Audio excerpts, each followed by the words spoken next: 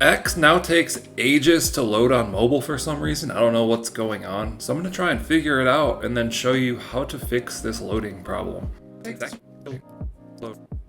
There we go, finally loaded. That had to be like 30 seconds, so I think there should be a way to fix this. So I went to Grok and I typed, why does it take so long for X to load on mobile now? And it says many users have reported this, sometimes 30 to 60 seconds. So outdated app version or bugs. Let's check this first.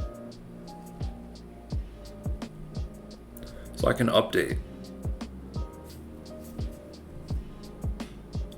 And it's still not working. It's still gonna take 30 seconds. That type of stuff isn't gonna matter. Like, my internet is fine. So they're saying that X isn't doing this on purpose. So quick fixes are gonna be to clear the cache. And I think that's pretty much the only thing that could fix it on my device. But on iOS, it says that you can't do that. Well, let me try something else first.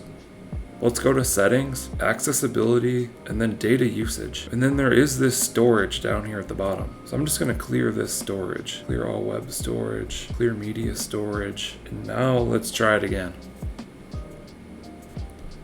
Still not working. Okay, so I'm gonna try and delete the app and then start over.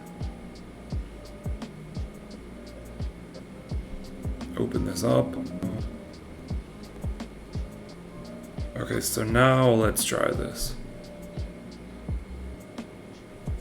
Still not working. Oh, it is kind of working. Okay, so that improved it by like 25 seconds, just deleting the app.